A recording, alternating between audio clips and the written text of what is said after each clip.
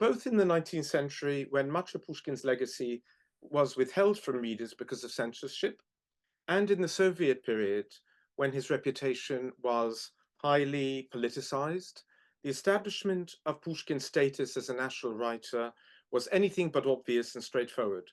And that history forms an important cultural episode that has been much studied in recent years. There's some very good work by people like Stephanie Sandler, by Jonathan Platt, and a number of others.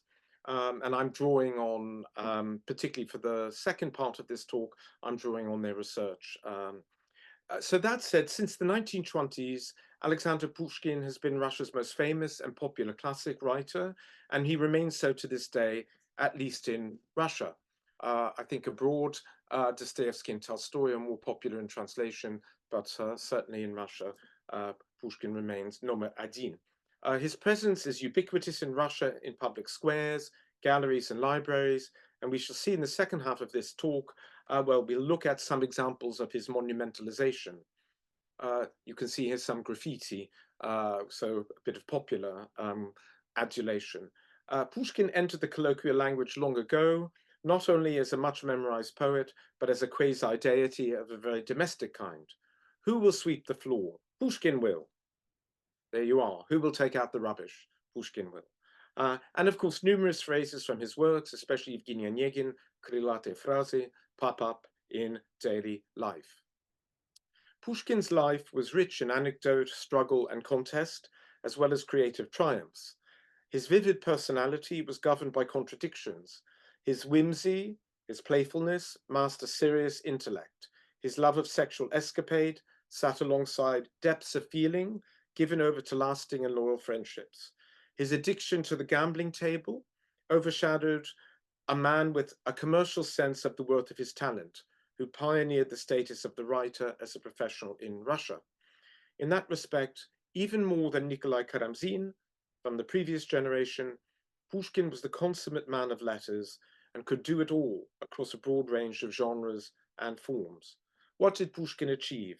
Now, at the risk of reminding you what you already know, we can say that he wrote, among others, there's much more, of course, but we can say that he wrote the greatest body of lyric poetry in Russian.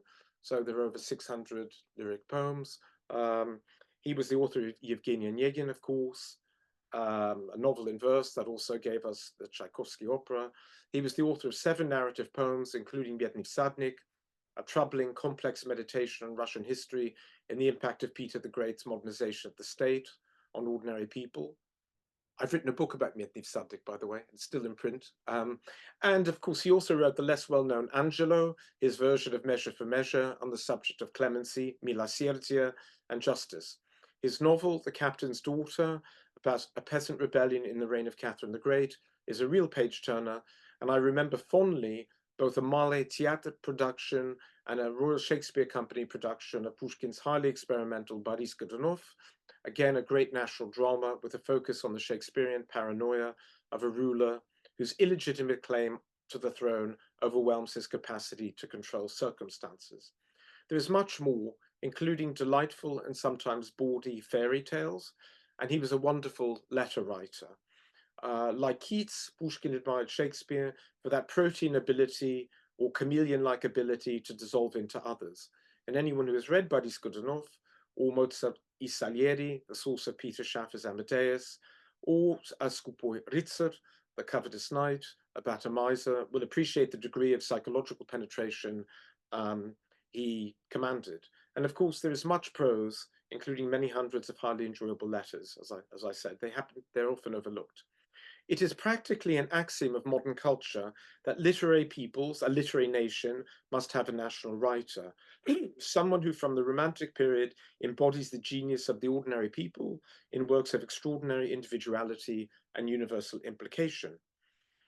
The creation of pantheons of such outstanding figures is one of the stories that runs through and unifies successive periods in the histories of different national cultures, particularly in the 19th century, whether Great Britain, Germany, or France.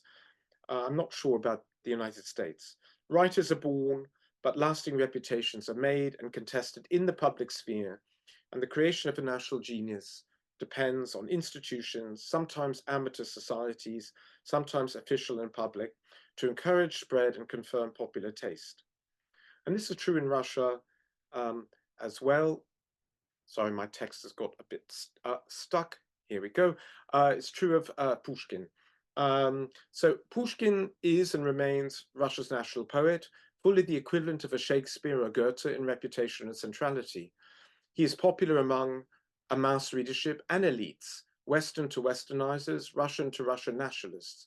His celebrity and notoriety were bywords among his contemporaries. His genius, however, was very slow to be recognized.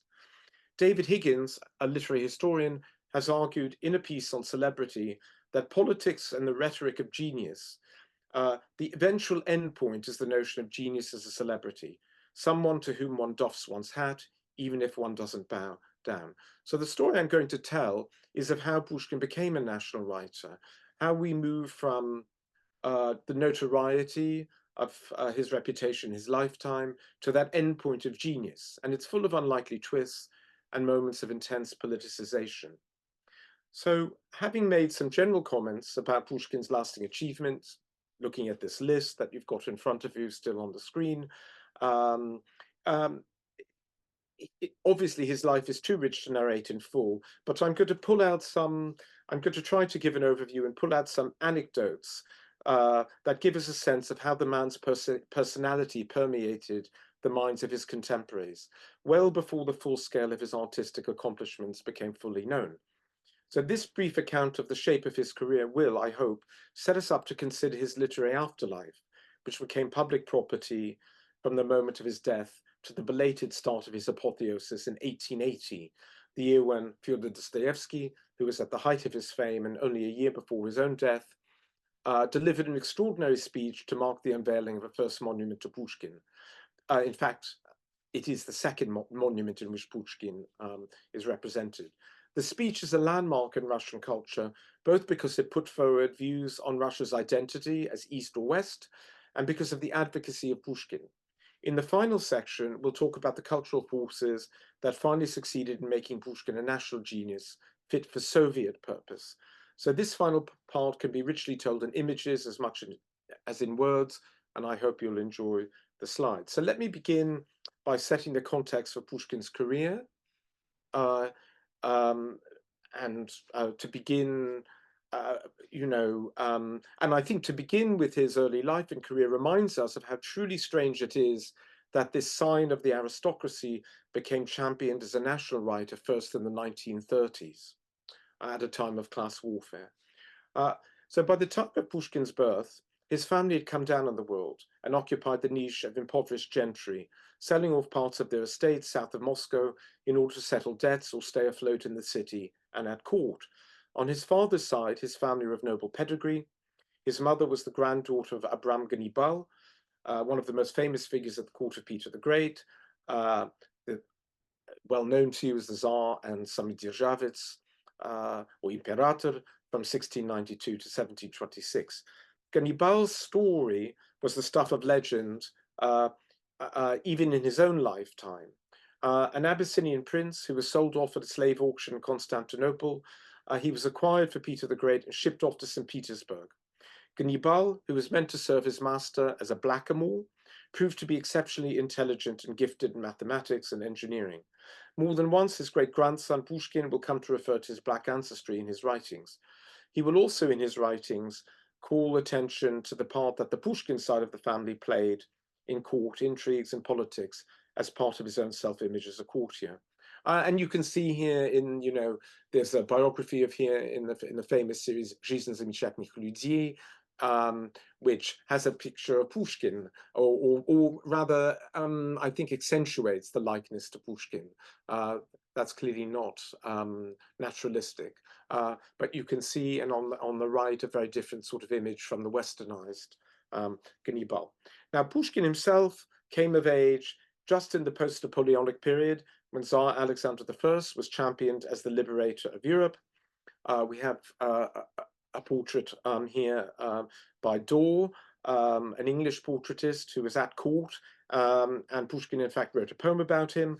And this image was done when when Alexander was at the Congress of Vienna, just at the time he was awarded an honorary doctorate from the University of Oxford. Politically, these years of Alexander's reign were known as the Прекрасное начало, the beautiful beginning, because they held a promise of liberal reform, and that, of course, greatly conditioned Pushkin's own political horizon. Diplomatic and military success put the country at the apogee of its prestige, and Russia looked like a bastion of stability after the convulsions unleashed by the French Revolution. The Lycée, Pushkin's school in Tsarsky Selo, was adjacent to the palace, the Letny Dvorets, with a great slide. You've got some images here. Sites commemorated in Pushkin's lyric poetry throughout his life. And here you've got an 1819 poem, a lovely poem that pays tribute to the place that saw the birth of his genius. And the word гений is used there. The word гений is used in this poem very much in an 18th century, slightly old-fashioned sense, to mean my specific talent, rather than genius in the sense in which we use it in the modern world to mean, let's say, someone like Einstein, a universal genius. So genius is firmly associated with the biographical experience of being at this school, in this place, in this park. At Tsarsky Selo, at the school, Pushkin made friends with a cohort of liberal-minded young men who were to form a core group of loyal readers for the rest of his life.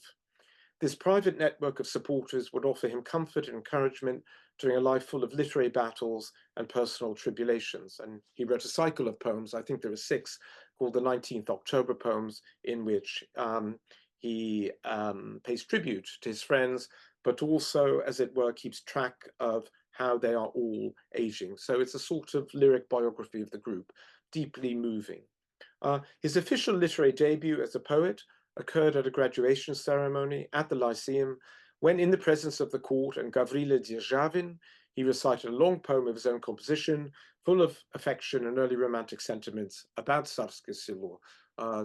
Here we go. This is a late 19th century painting by Ryepin. I suppose that the figure standing up there looking absolutely amazed is Dzержavin, and we have Pushkin wrote a little memoir about the subject. So the event was important because by 1815, rumors of his talent had caught the ears of the foremost Petersburg men of letters. One of them, Vasily Zhukovsky, who was tutor to the sons of the Tsar, predicted as a writer Pushkin would soon outstrip all his elders. In other words, genius material. So at the end of his school career, Pushkin landed a sinecure in St. Petersburg and led a rakish and ostentatiously Byronic life of gambling, excessive behavior, flouting conventions, and more than once fighting duels of honor. And so this is the basis of his notoriety and celebrity, which I think is rather distinct from fame, as we'll come to see. His shorter poems began to circulate in manuscript copies, but in 1820, Pushkin published his long narrative poem, Ruslan and Ludmila, based on folkloric themes. The poem brought great success and even some money, whetting his appetite to pursue the career of a professional writer and to make it pay. Things ground to a halt, however, when Pushkin was arrested for subversive behavior that included some startlingly incautious anti-Tsarist statements, particularly a poem with the title Liberty, an Ode, Wolnost, Order, that had circulated anonymously. The poem, which Pushkin hadn't signed, and I don't believe he ever acknowledged its authorship, but it clearly was by him. It took a hard line on the political duties of monarchs and sanctioned political assassination. And it contains, in its final stanza, a barely hidden reference to the murder of Tsar Paul I. So Pushkin was exiled, and here you've got on this slide, you've got some, so Pushkin, as you know, loved to doodle, and in his manuscripts, used loads and loads of self-portraits. Here on the bottom, he's projecting himself at a slightly older age, looking rather dignified. Above, that's Pushkin dressed as a fop. And here in English, you've got 2 anecdotes, which I think illustrate, I'll leave them up there for a few minutes, I think, but I mean, they illustrate his gift for subversive quip, the sort of thing that, in addition to these radical publications, got him into a lot of trouble. So Pushkin was exiled to Crimea, and he had a fantastic time. He cut an eccentric figure. He wore extravagant costumes on horseback. He visited a rabbi who gave him a ring with occult symbols that he wore as a talisman. He probably had an affair with Elisa Vorontsova, the wife of his minder. He wrote love poetry to Byron's former Greek lover, a famous beauty in her day. He joined a Masonic lodge known as Ovid. Uh, and of course, he wrote a famous poem, a tribute to Ovid. And these were activities that exasperated his minders from the secret police, who were meant to keep a close eye on him. The metropolitan elite, who continued to take an interest in him, were aware. He was particularly determined to make sure that readers back home, especially in St. Petersburg, were aware of him. And he did everything he could by being a sensation, almost 2,000 miles from the capital, from the metropolis, to remain a celebrity. And he was, in fact, of that first generation of celebrity superstars, including Rousseau, Voltaire, Byron in England, writers whose fame changed the way they were perceived and the way they wrote. If he desired notoriety initially, it was because he passed through a phase of being a romantic fallen angel. And in this respect, Byron was a helpful kindred spirit. So this all conduced to keep his name alive in Petersburg circles when he was in exile 1,500 kilometers away in Crimea, as I said. We can turn to one diary entry written by a contemporary to get a sense of that effect. So here is yes. So here is an excerpt from a diary entry of a contemporary about the outlandish garb he wore. Well, actually, I'll read it to you, and then you'll see this slide is a commentary on that. So Pushkin, during his years in Odessa, and when he lived in the countryside, was distinctly mad about Byron. He studied him most diligently and even tried to acquire some of his mannerisms. For instance, Pushkin used to say that he greatly regretted that he was not endowed with the same physical strength, and he was unable to undertake the English poet's physical feats, such as swimming across the Hellespont. But when it came to rivaling Byron's acuteness as a marksman, I was with Pushkin when he fired his bullets in the pattern of a star. You were probably aware that at a distance of 25 feet, Byron accurately perforated a rose with his bullets. So this is the sort of legend that's recorded in a diary. But the same diarist also writes, just a few pages later, what you've got on the screen. While Pushkin apparently wore his clothing carelessly in this respect, and is so much else imitating his prototype Byron, the casualness was in fact only an effect. Concerning his own toilette, Pushkin was extremely fastidious. For instance, somebody told me, or perhaps I read it somewhere, that when he lived in the country, Pushkin wore Russian dress. This is utter rubbish, meaning nonsense. Pushkin never altered the suit he wore in society, except on one occasion during his entire stay in the countryside, and only on the 9th Friday after Easter.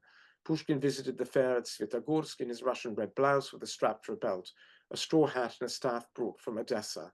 The beau monde from Novorjev,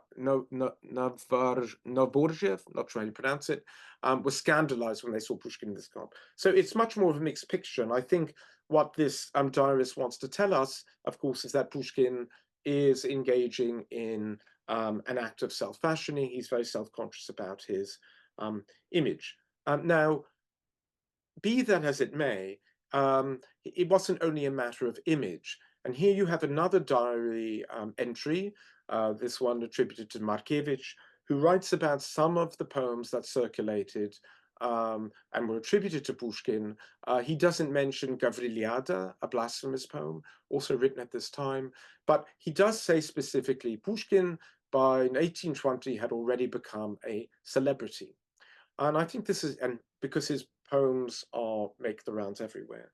And this is important because the language of celebrity rather than the language of genius is pretty much typical of Pushkin's lifetime.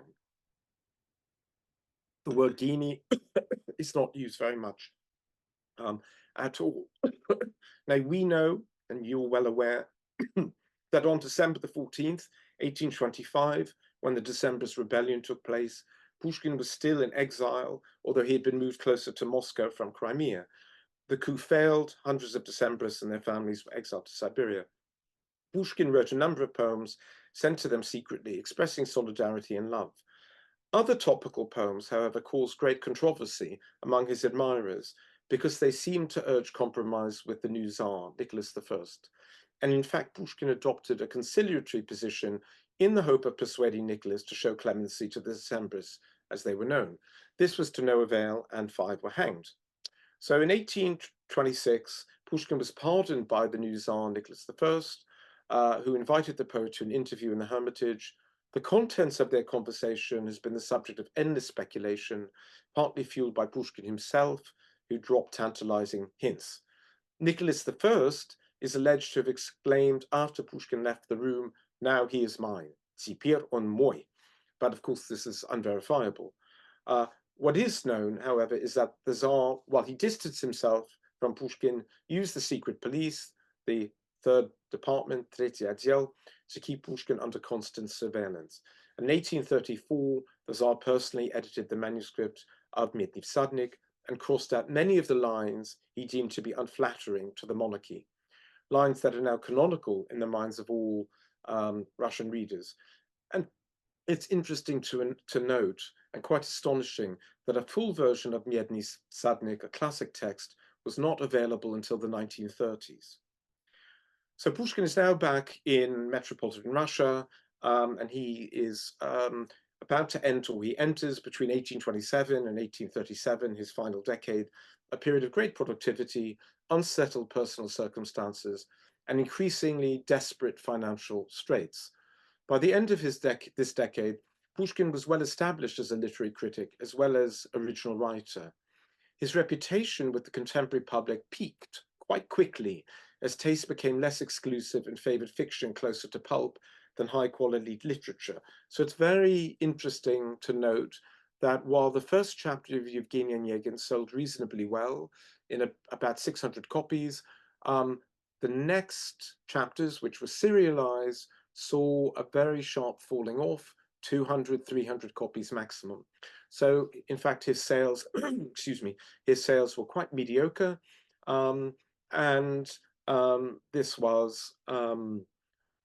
This had an influence, of course, on how he thought about his writing in his career. Increasingly towards 1830, he realized that it was through the sale of prose works that he could keep himself going as a professional writer. And of course, he needed a larger income, in part because he had assumed the role of a family man, marrying Natalia Nikolaevna Gonchirova, a celebrated beauty from a gentry family, which, like his own, had fallen on hard times. So, of course, in the 1830s, Pushkin followed the trend, the European trend. Historical fiction was the rage in France and in Great Britain. Sir Walter Scott, a gifted storyteller with a great commercial touch, was one figure Pushkin hoped to emulate. And the Tsar, Nicholas I, granted Pushkin permission to undertake historical research in the State Archive, research on the rebellion of Pugachev, and this informed Pushkin's writings in the 1830s. And one could say much else about Pushkin's financial problems in the period. It is important, I think, to note that he was under constant pressure from the censor and from Benkendorf, the head of the secret police. In 1828, he was made to sign a declaration stating that his verses would not be circulated without the public censor's approval under a threat of severe punishment. And the censorship was even hardened, as I said, in 1833, when Pushkin wrote Medny Vsadnik. That was the year in which Nicholas I, in Pushkin's view, insulted him by making him a junior gentleman of the bedchamber, a lowly position that offended his sense of dignity. And I think you get a sense of his public standing, his pride were all a bit under threat. The sales of his novel in 1835 were not as robust as he hoped, and in the last 2 years of his life, Pushkin published much less and began to take a critical drubbing. So Vissarion Belinsky, most influentially, argued that the Pushkin era was over. Pushkin was pronounced a has-been as the rate of publications fell off. He was anything but a national poet. And of course, the verdict of posterity is very different on his late works, but that's a separate subject. We know that, of course, he was badly wounded in a duel at Chudna Riechka in January of 1837, and there are many, many accounts of his final days, and the whole question of whether he asked the Tsar to forgive him and what the contents of the note that Zhukovsky brought has been explored in some marvelous works by Stella Abramovich, and before her by Shogolyev, wonderful, wonderful scholar. Okay, so that's the life and the career, and let's move on to Pushkin's posthumous reputation. So, and then in the final part of this talk, to look at the post-revolutionary reputation. So from his death until the 1870s, Pushkin's star was not in the ascendant. That said, or in addition, the word genius was used very little by Pushkin's contemporaries, who treated him largely as a celebrity. In retrospect, the famous declaration, Pushkin is our everything, made by the 19th century Russian critic Apollon Grigoriev in 1859, looks very premature. The cult of Pushkin as a national writer was never on the Soviet scale in the imperial period. Biographies of the poet lagged behind. In fact, he was a writer without a biography, and it's very difficult for a writer without a biography to become a national figure. And this was in part because his widow refused to contribute to memoirs about him or give permission to others to use archival sources. She depended on the favor of the sovereign for a pension and remained wary of offending the crown. And of course, the rumor that she had been Nicholas I's mistress was never entirely scotched or suppressed. The eventual appearance of a first incomplete biography by Annenkov in 1855 aimed to gather surviving materials and to a conscious degree sanitize Pushkin's personality. It downplayed his clashes with the regime, it emphasized his literary creativity, but essentially dismantled the celebrity and the kind of bad boy notoriety that accrued around him in his lifetime. So Annenkov tried to, on the basis of very, very selective use of archives, published materials, he tried to disseminate a view of Pushkin as a writer acceptable to the more polite and restrained tastes of Russia's newly emergent middle class, a very Victorian sort of Pushkin. Now, so yeah, and here you have, an example. This is Pushkin in 1828, although he's quoting Baratynsky there. Funny. In 1828, Pushkin was accused of being blasphemous by the Holy Synod. And you can see here, just looking at one of the notebook pages, you can see there's Pushkin at the bottom as an old man. So he's projecting. There's Pushkin sort of wearing a wreath. That's on its side. He looks a bit like Dante, or he's obviously thinking of himself as a poet laureate. So from time to time, Pushkin would doodle and think about posterity. And of course, he did write an imitation of Horace's I Built Myself a Monument, one of a late poem written in 1836.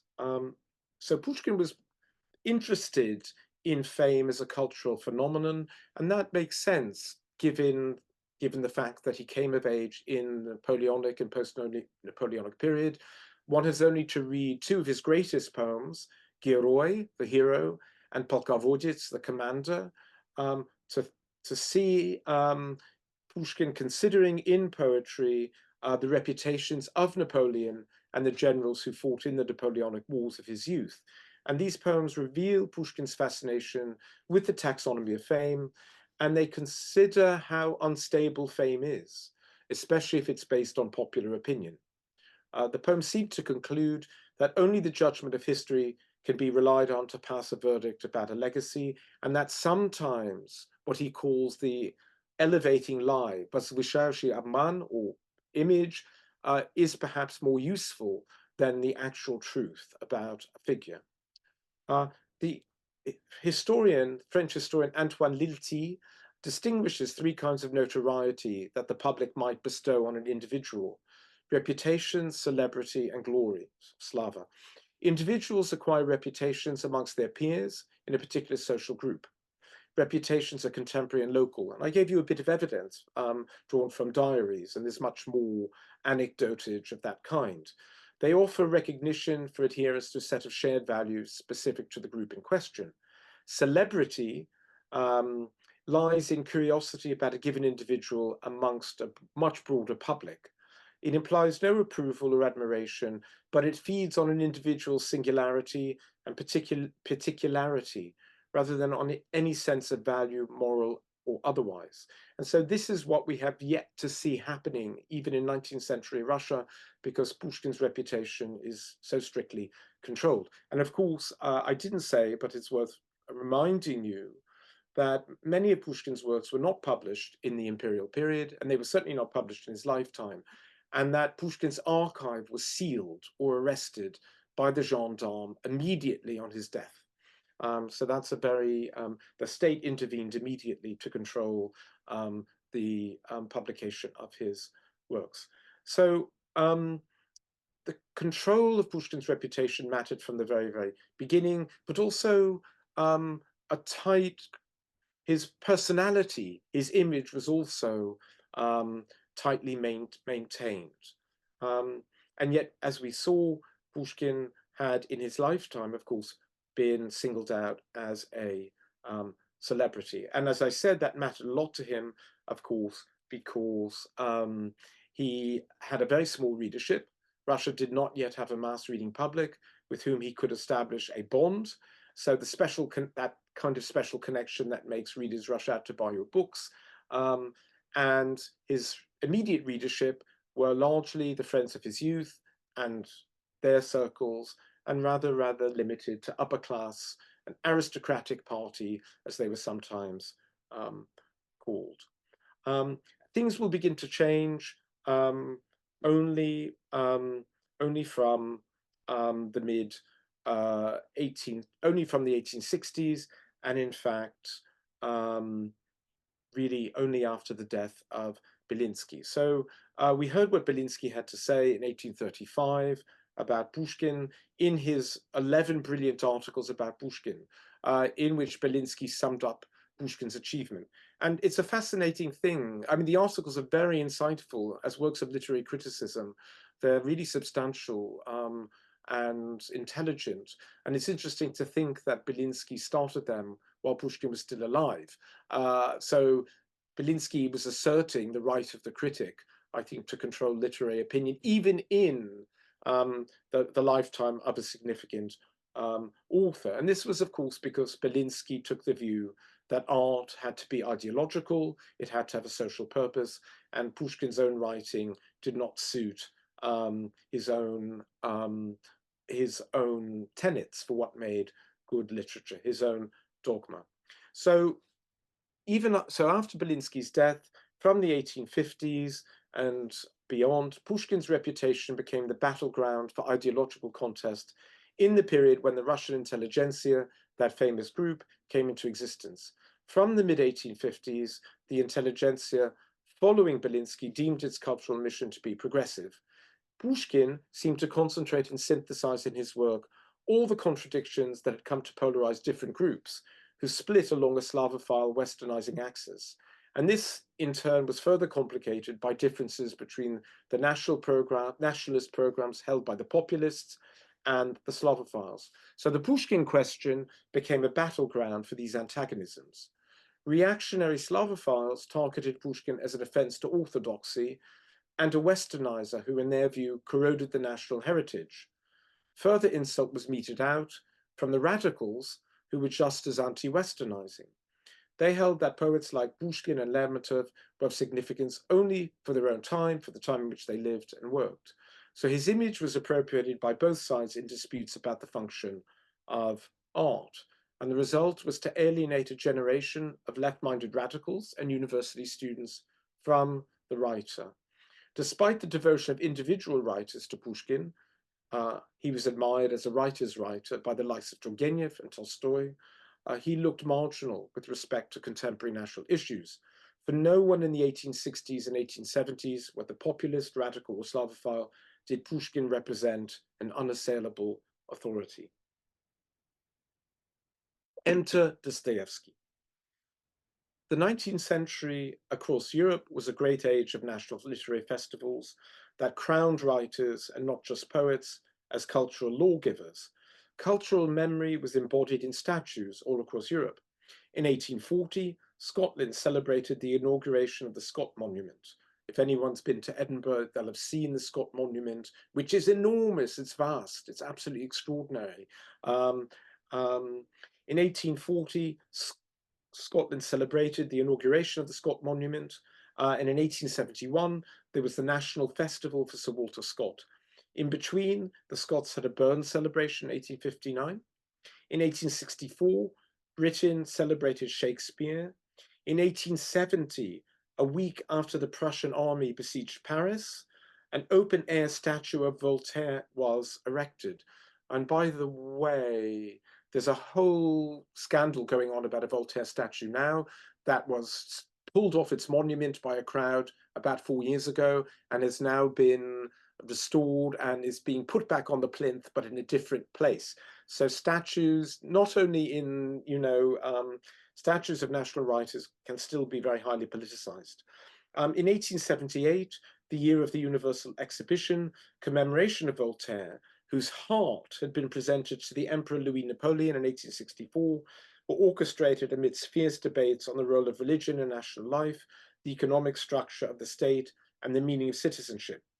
None other than Victor Hugo, an object of Dostoevsky's worship, pronounced the speech in 1864, hailing Voltaire as the spirit of modern political and cultural values unleashed by the French Revolution. So now going back to Russia. In 1861, the year of the Great Reforms and the emancipation of the serfs, a historic monument from this period, talk began about establishing, collecting funds to commission a Pushkin monument. A historic monument from this period gives us an interesting perspective iconographically on the sense of the relative status of Pushkin. This is a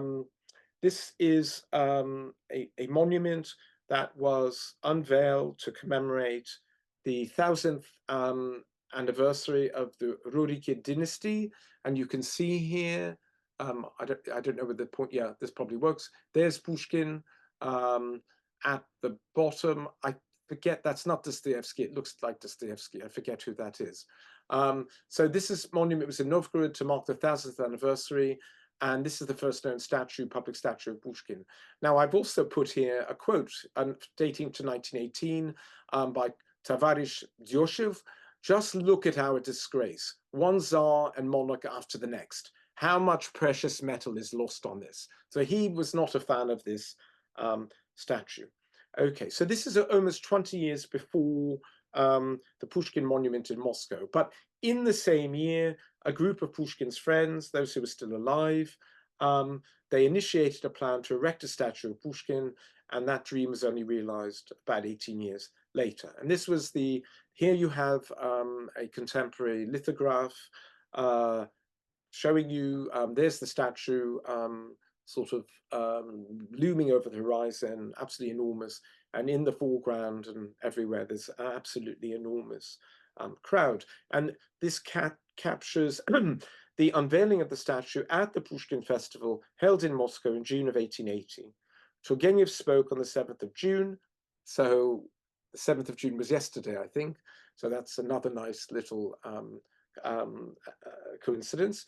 And Dostoevsky, who was scheduled for today, the 8th of June, but of course, we're new style, that was old style. But even so, he had the last word and hijacked the festival, to quote one historian of the event. Dostoevsky was ill.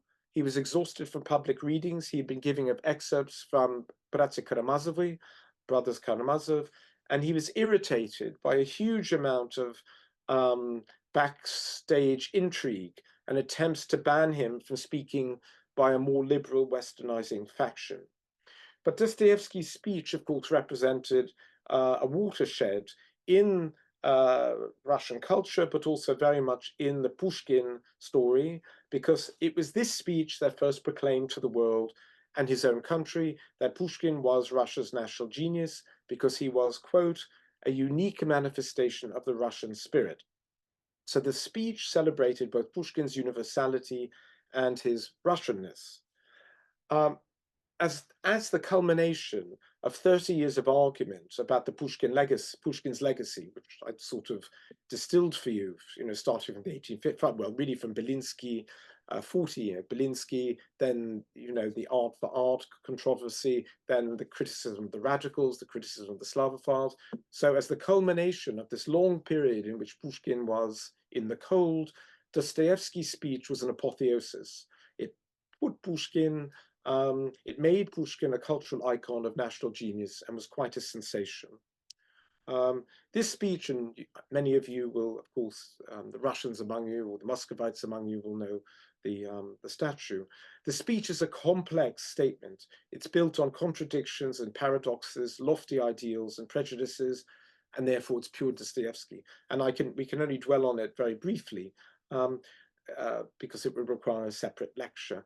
But before setting out for Moscow from St. Petersburg, Dostoevsky wrote to Pobyedonostsev, the reactionary minister.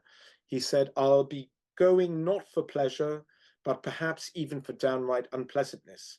I have prepared my speech about Pushkin, and precisely in the most extreme spirit of my convictions. It is written not only out of the crucible of national cultural politics, but out of a sense of Russia's beleaguered international position." So the Russo-Turkish War had just ended in 1878, and not favorably for Russia. The Pushkin Dostoevsky holds up is not only the epitome of Russianness, he is also a beacon to the world, a writer who out-Shakespeares Shakespeare. In paying tribute to Pushkin's psychological gifts, Dostoevsky argued that his fictional characters, the hero of the Gypsies, Alyeka, Tatiana, the heroine of Yevgeny Onegin, were literary types who anticipated real behavioral types. That is, they were truth seekers who wandered in the pursuit of truth. Tatiana was a woman rooted in the values of the Russian soil and soul. And furthermore, Dostoevsky argued that Pushkin's moral imagination showed us a whole series of positively beautiful Russian types he found among the Russian people. From Pushkin, as a result, claims Dostoevsky, Russians derived, quote, faith in our Russian individuality, our now conscious hope in the strength of our people, and with it our faith in our future independent mission in the family of European peoples. This last phrase prepares the ground for the final third of the speech. And you may be wondering how Dostoevsky managed to square the Europeanness and universality he sees in Pushkin with his specifically national genius. And Dostoevsky argues that in addition to capturing Russian individuality, his characters, with a universality surpassing even Shakespeare, Cervantes, and Schiller, his characters reflected, quote, the poetic images of other nations and incarnates their genius. So this universality, Vsechelavичность, he ascribes to the prophetic nature of Pushkin's work. His, quote, ability to infuse his spirit into the spirit of other nations is precisely indicative of the great future mission of the Russian people. So it was at this point that the speech flipped from being a celebration of a national writer into a nationalist statement. He then declared that, quote, all our Slavophilism and westernizing had been nothing but a great misunderstanding because, quote, to become a real Russian, to become completely Russian, perhaps means just, in the final analysis, to become a brother to all peoples, a pan-human, if you like. And of course, in his view, Pushkin is a pan-genius. Now, as Joseph Frank, famous biographer, or whose biography of Dostoevsky is famous, claims Dostoevsky had made for Russia, they may seem pretentious, these claims may seem preposterous. Indeed, Dostoevsky himself asked, if possibly only rhetorically, how such an impoverished, crude land as Russia could claim such an exalted destiny. Those are his words. Can it be we who are ordained to utter a new word to humanity? But he reminds his listeners that he is not making any claim to economic prominence, to the glory of the sword or science. The speech is making a claim for the defense of art and the defense of Russia. It expresses Dostoevsky's objection to the radical, to the utilitarian denigration of art, to his worship of beauty, or as he summed it up pithily, the whole misunderstanding lies only in this question. What is more beautiful, Shakespeare or boots, Raphael or petroleum? On the national side, its messianic prophetic outlook tapped into the sense of hurt and injury that had fueled the pan-Slavism of Dostoevsky's journalistic writings of the previous decade. These writings contain many of his most objectionable pronouncements, anti-Semitic, anti-Western, sometimes racist. Like these essays, the Pushkin speech was written in the shadow of the devastating Crimean War that had marked the end of the reign of Nicholas I in 1855, and during the build-up to the Russo-Turkish War of 1878, and then its devastating aftermath. For Dostoevsky, these debacles evidence the flawed nature of Tsardom and the limitations of orthodoxy. Neither of these would seem to be at all in the spirit of Pushkin himself. So this celebration was both a climax and a turning point. Yes, the statue itself towered as a point of reference for other provincial societies, who then began erecting their own monuments to enjoy the prestige of association, a bit of a copycat phenomenon. It also ushered in a period of human interests. I talked earlier about how celebrity depends on individuality. And we finally begin to see an interest in, so here you have a different Pushkin, different to the Moscow monument, you have a much more humane, tender Pushkin. Anecdotes about Pushkin begin to circulate. Collections of his supposed remarks become a staple in late 19th century. Once recognition of his genius had become established. Appreciation of the literary biography had taken root in Russia, much as elsewhere. So a general interest in literary biography, and Russians could point to Pushkin's biography. And collections like Pushkin in Life by Beresayev, Pushkin в жизни, who had also produced a similar compendium for Gogol, assembled in chronological order, loads of bio-literary tidbits, presented as documentary evidence, but in fact intended to appeal to a fascination with personality, to humanize the great poet on the plinth. And in the next generation of the fin de siècle, decadent writers found in Pushkin everything Dostoevsky had ignored, a fop, a libertine, a wit. So a bit going back to Pushkin of his own lifetimes. And this, I think, was the case until the revolution. And it's really in the 1930s that Pushkin's reputation changes again significantly. And it's really in 1937 that we see the creation of a Pushkin cult in the Soviet Union. And of course, 1937 was the start of the Great Terror. So in my remaining minutes, I'm going to talk about this episode. In the post-1970 period, anniversaries of all kinds, including Pushkin's death, birth, his first arrival in Odessa, were seized as occasions for public ritual, attended by the masses. Immediately after the revolution, Pushkin ranked fourth in popularity, behind other writers, and of course Tolstoy was number one. The Bolsheviks' early need for cultural legitimation began with crude assertions, like that of one Tavarish Sosnovsky, who observed that Lenin resembled Pushkin in, quote, his simplicity, his optimism, his love for nature, and his respect for the common people. The creation of a Soviet Pushkin got off to a false start with the celebration in 1924, which officially linked the cult of the poet to the foundation of a new order, a new society. Lunacharsky, the Commissar of Education or National Enlightenment, predicted, quote, that Pushkin will live as an instance of the present and as a great teacher of the new life. In the transitional period of the 1920s, Pushkin was in some quarters deemed to be suspect because of his class origins. Much scholarly attention to Pushkin in the 1920s had in fact been critical, and the leaders of Prolet Kult, the official movement to elevate proletarian art, noted the imperative to blow up old artistic forms and to bury Pushkin. So it wasn't just, Mayakovsky and the futurist. In fact, in Bloody Kafkaz, we have the minutes of a debate about whether Pushkin was a bourgeois or even a counter-revolutionary. So not all revolutionary agitators or proponents were favorable to Pushkin, and I just take you back to this slide in which you've got this quote on how much precious metal was wasted on this. But as the 1920s unfold, Pushkin acquires greater and greater significance. So we see here a poster of Pushkin that's the size of a building. So the question is, how could Pushkin come to fill the space of a national poet? After all, as I've said, for figures of an earlier generation, the Pushkin scorecard was mixed. On the positive side, he was a friend to the Decembrists and held some radical views. He had suffered exile, he'd been censored, and by the 1960s, oh yes, sorry, but on the other side, of course, he was an aristocrat whose bourgeois origins were inimical in a socialist state, and his work bore no relation at all to the tenets of socialist realism.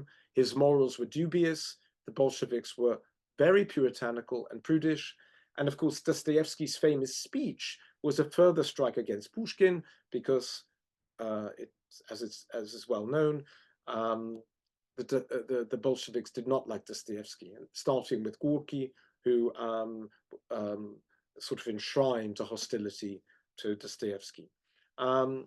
So in the recuperation of Pushkin as a National Soviet figure, political ideology played a decisive role. And really the key moment here is the Pushkin Jubilee, which I think cultural historians see as a manifestation of what's been called the Great Retreat. That is a turn in Stalinist culture away from ideals associated with the October Revolution that had been confirmed in the first five-year plan. But in the words of one historian, organizing the Soviet people into a many million mouths voice, the performative culture of Stalinist public life sought to match representations of total social unity to a manifest reality of total participation. So a national writer was needed. And here you've got, I'm going to show you some images from, there's a huge number of similar images that I think make it clear that Pushkin's eyes in the standing of the nation became firmly associated with the state of the nation, with the state of the Soviet nation. So in 1935, an article appeared in the newspaper Pravda asserting that Pushkin had been misunderstood and that his class origins as a member of the gentry exaggerated. In the same year, a commission was established to plan a new scholarly edition of Pushkin's works. It was headed by Maxim Gorky, a man even more famous than Stalin, and other members of the editorial board included key figures from the Politburo. While it would take over 20 years to finish this edition, which was badly incomplete, the new text became the source for standard popular editions printed in tens of millions of copies for mass consumption. And of course, many of the texts that now could finally be printed had been censored or were not known. So this paved the way for a series of festivals orchestrated throughout the Soviet Union, showcasing Pushkin as a national writer and putting Russian culture at the heart of the entire Union of Soviet republics. In 1936, 1937, the years in which Stalin unleashed the Great Terror, the entire Soviet population was mobilized to love Pushkin. And against the backdrop of the terror, Stalin and the state-run literary organization mobilized a huge cultural apparatus for the centennial. And what you've got in the middle slide, of course, is a meeting of the Politburo under the aegis of a portrait of Pushkin. Now, I think that mobilized really is the right term. Newspapers, mass magazines issued a call to factory workers. Proletariat clubs and universities were formed in brigades to mount Pushkin activities. Readings, lectures, discussions, concerts, and conferences bubbled up. there's a Kharkov factory, hammer and sickle, hosted a conference at which it distributed 400 copies of Pushkin. The workers at the prestigious Lomonosov porcelain factory manufactured new lines of porcelain featuring Pushkin's portrait, among other kitsch. Pushkin's poems, quote, help us to live and to be happy at work. All this is owing to Soviet power, to the fact that we live under the leadership of dear comrade Stalin, as the head of one collective farm announced at a meeting of 5,000 enthusiasts. The school curriculum was also reformed to accommodate much more Pushkin. Memorization of his poems became a necessity.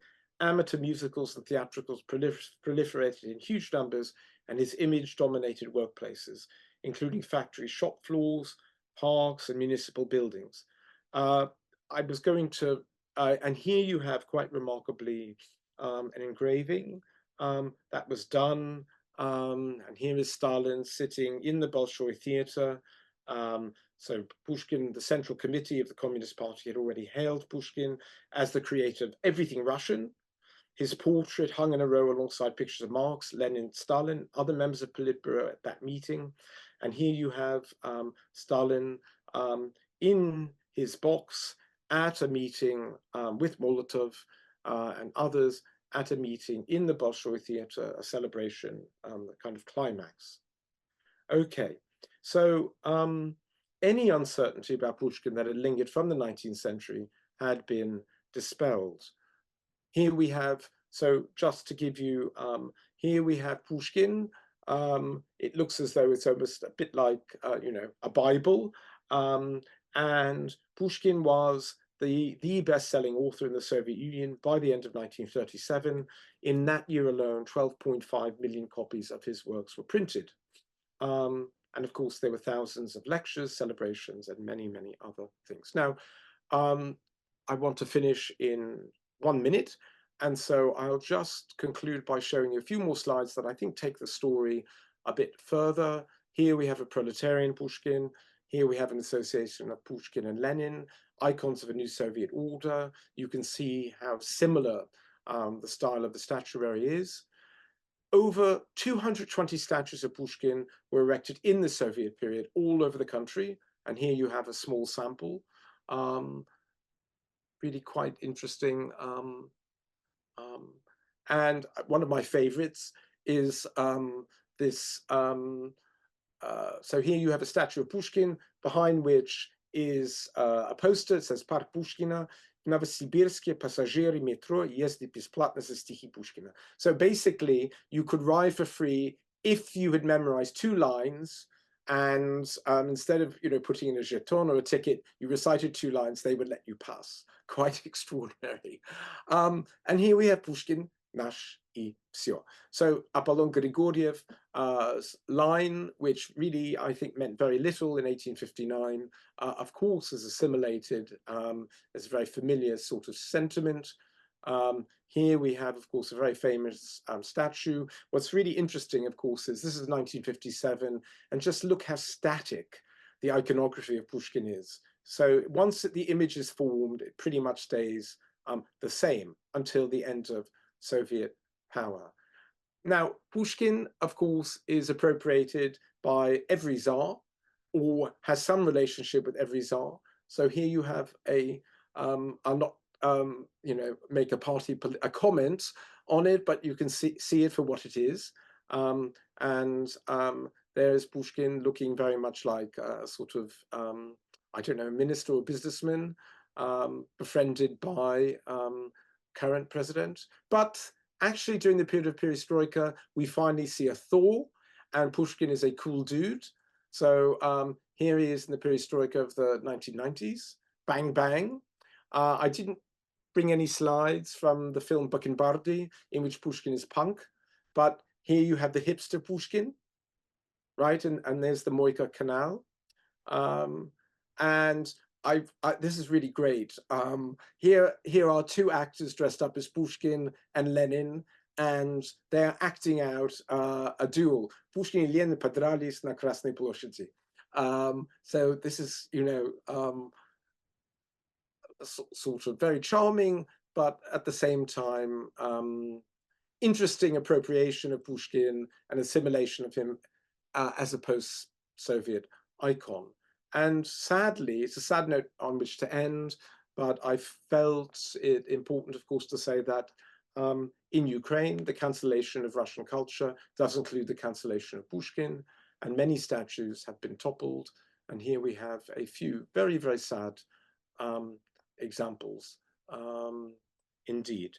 But Pushkin's afterlife, I think, among Russian readers is very strong, and one would like to think eternal and lasting. So thank you very, very much indeed for the chance to talk to you about this subject, and I hope you found it of interest, and if there is time, I can try to answer a few questions. Thank you very much. We've received a very interesting question from Douglas Faulkner. Did Pushkin's African heritage ever play a role in Russian views on his prominence? Has anyone ever done a comparative analysis of the impact and influence of African heritage of Alexander Dumas versus Pushkin? Right. So that's a great question. There is a very fine collection of essays on Pushkin and his African heritage, edited by the late Kathy Nepomniachtchi. I think it's called Under the Skies of My Africa, published by Northwestern Press. Nepomniachtchi, Nepomnyashchy.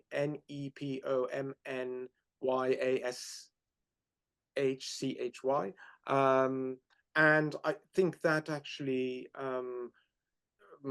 is a fairly comprehensive study. I mean, in the 1960s, during a period of Marxist colonial expansion to Africa, Pushkin's African ancestry was much talked about. And so he became, in the 1960s, a sort of colonial and a colonializing export to Africa. I suspect that my friend and former student Rosen Jagalov, who's professor at NYU and works on Soviet culture in that period in second and third world countries, know a lot more about it than I do. I can tell you a slightly humorous anecdote from my own life, which was quite a few years ago. I certainly was a lot younger. I was working in the New York Public Library, which, as some of you may remember, had a fantastic Slavic and Baltic reading room. And of course, it still has wonderful Russian collections, but it had its own dedicated reading room, which was an amazing place. And I was very interested. I was working on Pushkin, and I wanted to see a catalogue of some Pushkin anniversary in 1937, something to do with 1937. And it wasn't in the Slavic collection. I didn't really understand the shelf mark that was given in the catalogue. So I went to the reference librarian in the main reading room, which, as you know, is a great space. And the reference librarian, who was African American, was black, said to me that this particular item was kept in the Schomburg Theatre Arts Library in Harlem, which surprised me. And I asked her why. And she said, honey, everybody knows that Pushkin was black. And I thought, okay, I'll make a mental note of that. So it's a fascinating topic, and there is a scholarly literature on it. On the subject of Dumas and Pushkin, a comparison, I've not come across one. Doesn't mean it doesn't exist, but you could do a search on JSTOR or on WorldCat. You could put in those terms and see what you come up with. But I certainly haven't read anything like that. Dumas, of course, was Creole. Interesting question. I'm not sure, actually, Pushkin's own contemporaries really wrote very much about his Africanness. It was Pushkin himself who drew attention to it. And there are a few diarists and letter writers who, say, oh yes, he had, fiery temperament like Othello. But it doesn't seem really to have been something they contemporaries thought very much about, as far as I can tell. Thank you for the excellent question. There is a question from Agnes McFadden. Agnes wonders about the popularity of Pushkin in Ukraine, was he previously popular? And I would probably expand this question and ask you to talk a little bit about Pushkin in post-Soviet spaces. It's an interesting question, and to a degree, I have to admit my ignorance, because I'm not sure I have a global purview of, Pushkin's reputation everywhere. I mean, and of course, it depends on your periodization. So from 1990 probably until 2007, or even beyond, Pushkin, I think, um, was had a mixed reputation in post-Soviet Russia. Um, he was not necessarily, for the younger generation, the most interesting of writers. After all, people wanted to read Nabokov. They want to read Nabokov. They want to read Yerafiev. They want to read Pilyevin. They want to read Petrushevskaya. Writers who've been banned. So I think Pushkin was sort of taken for granted. But within that, there was a Pushkin who was definitely countercultural, who was punk.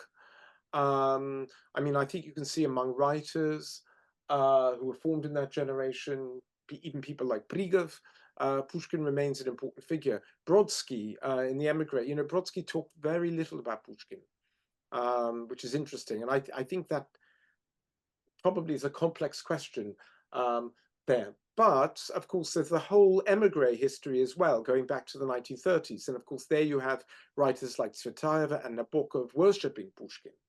So I think the answer in a way is that in post-Soviet Russia, up until about 2014, Pushkin is traditional and he's a bit countercultural. But after 2014, I think when essentially the Putin regime's cultural politics becomes much more conservative, then I think Pushkin is just simply, things go quiet.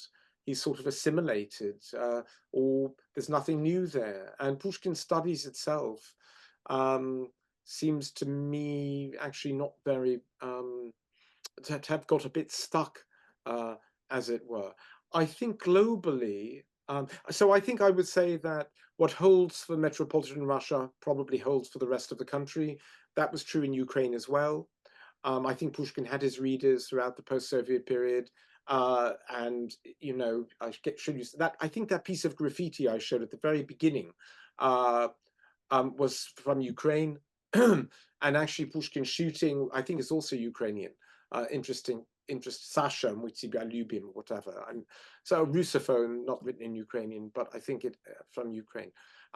Now it's a different story, and of course Pushkin's nationalism was much talked about just after the invasion of Ukraine. Some of the poems Pushkin wrote essentially about Poland, Maya Radoslovnaya and others, Poltava, of course, are seen as colonial, not post-colonial, as imperialist.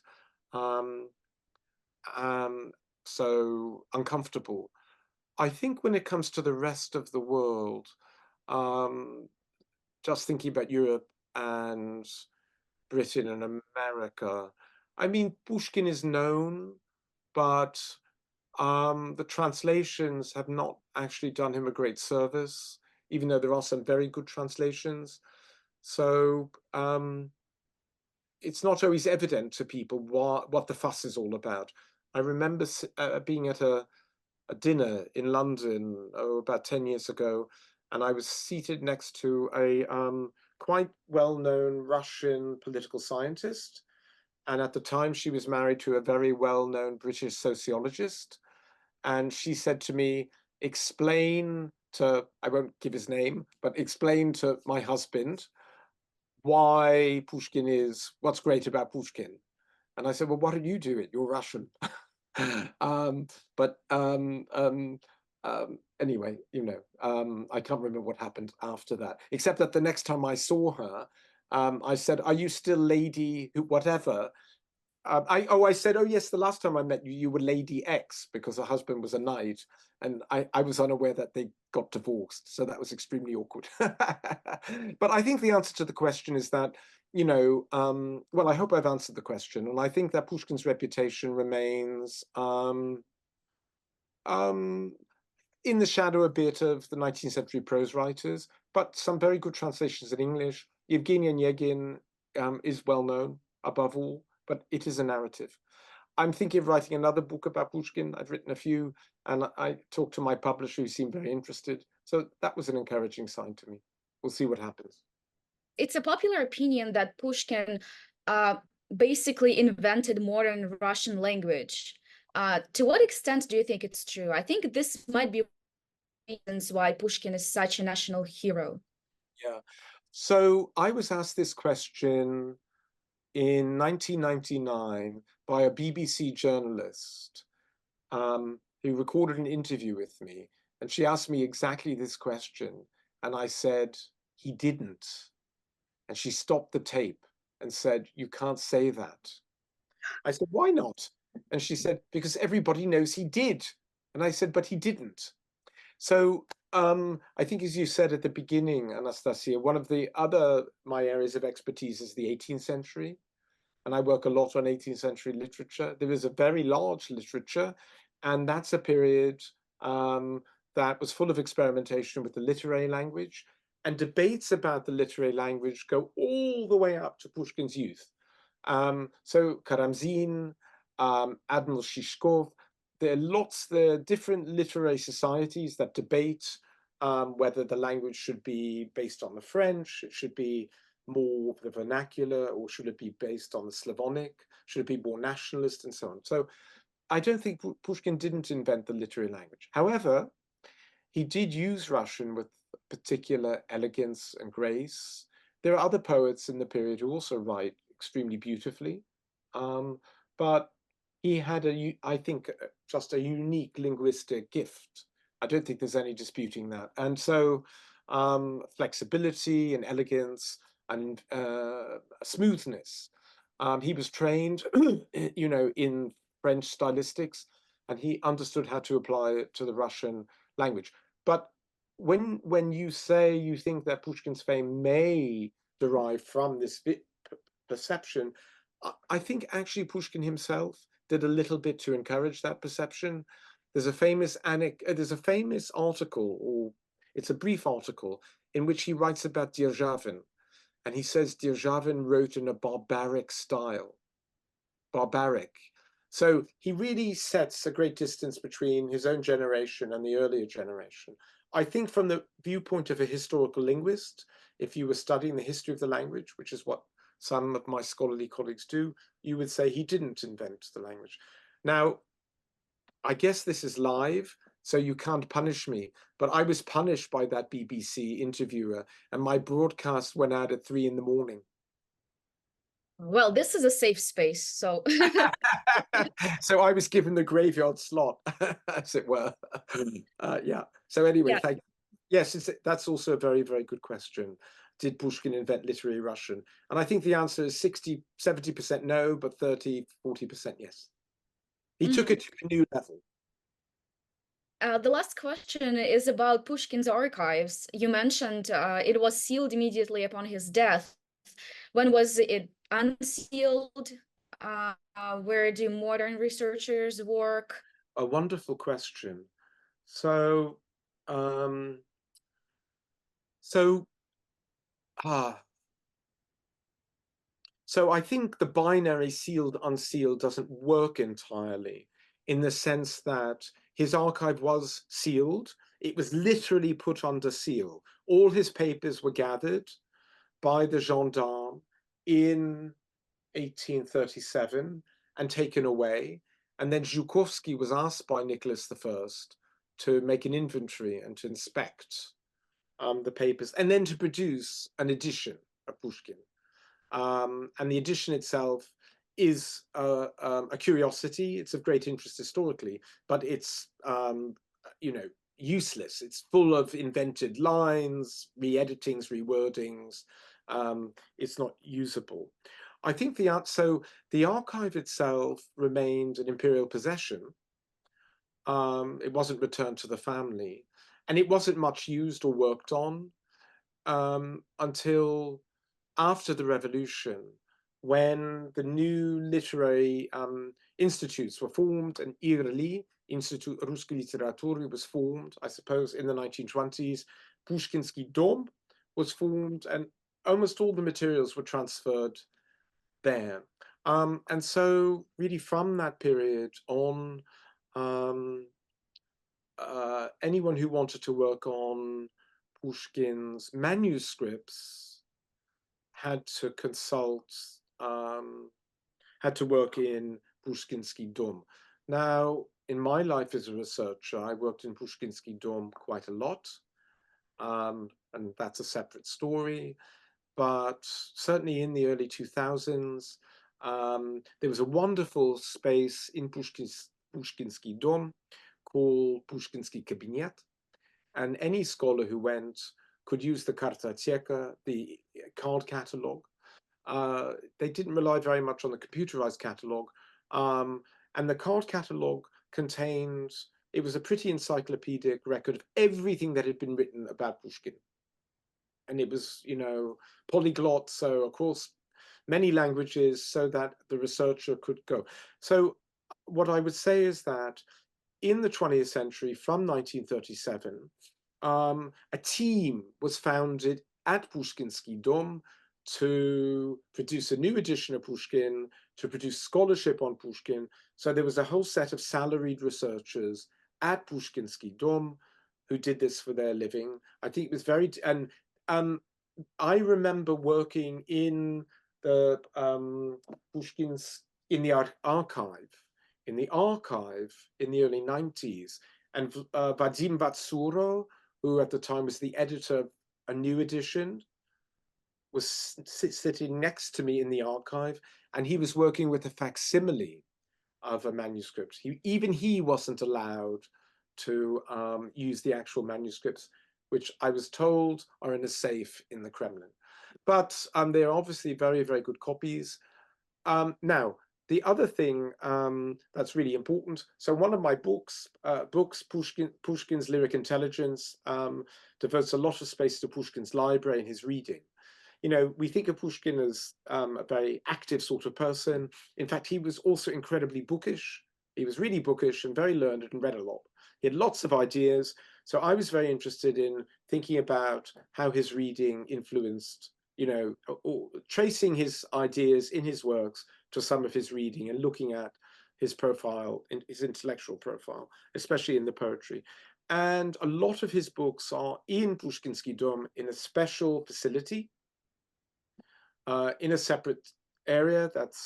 And I have to say, the archivist at the time, Tatiana Krasnoborodko, was a lovely person and a fine scholar, took me into the library, and where you can sit and, but so I think the answer is that there's a huge amount of material that was published by IRLI, by the Soviets, by the Russians, and it depends on the kind of scholarship you want to read. If you want to go to, you know, sources, then that's where you have to go.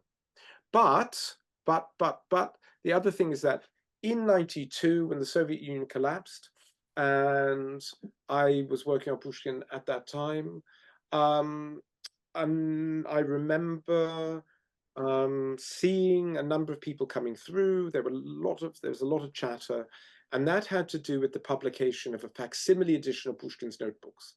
Now, I'm not in my office, I'm at home, so I have the facsimile edition, which is a wonderful, wonderful edition, page by page by page, of every notebook, because I think there are 7 or 8 notebooks, I can't remember.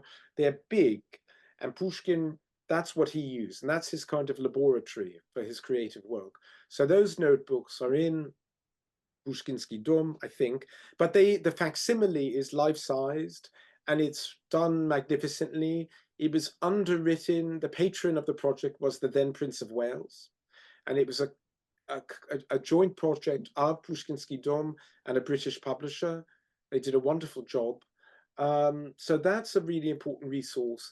The Russian side then published very scholarly studies in Russian of these notebooks, trying to work through the genesis of each work that is there.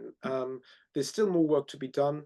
I myself, using the facsimile notebooks, have written, still unpublished, I haven't had a chance to finish it, a study of the dress of Yevgeny Onegin, which of course was written over 7 years and is extraordinarily complex, and you need to follow it through many different notebooks. Yeah, so yes, there we are. So very, very good question. But there's a lot of good scholarship, particularly in English, but also in Russian. I think Pushkin scholarship is one of, the areas that at which Russian literary scholarship was very successful.